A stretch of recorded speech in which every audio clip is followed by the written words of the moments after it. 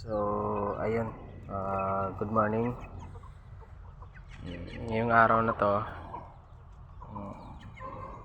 magpapakain tayo ng alaga nating mga manok. Itong mga manok na ito ay hindi, yung iba dito, hindi na siya pure na huluwanon. Bali, lahat ng mga ito, halos lahat ay may dugong mga Bisayang manok. Itong dalawa na to. Ito. Yung brown, tsaka yung isa na may itim at parang may pula yung kulay. Yan ay pure na huluwanon.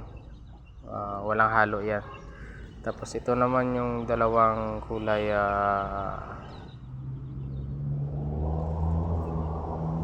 anong tawag nito sa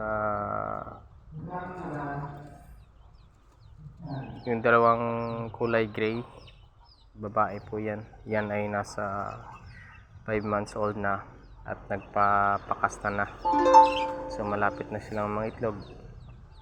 Yan ay Mestizo Hulo, merong dugo na mga Bisaya. Tapos ito naman yung lalaking manok na ito.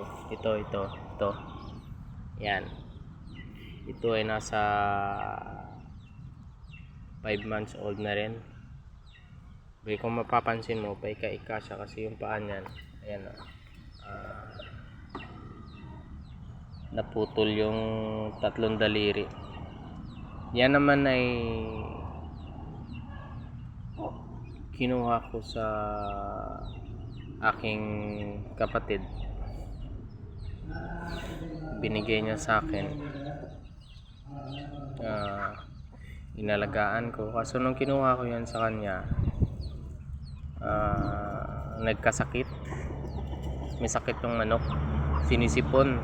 Tapos yung kanyang mga mata ay parang luluwa na. Bumubukol, halos di na makakita. Kaya yung ginawa ko dyan, kinuwarantin ko siya.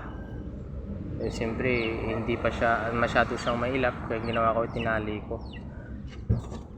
Ang kagandahan lang sa kanya, sa sobrang payat niya at hindi na siya nakakita, ay hindi siya nawawala ng gana kumain.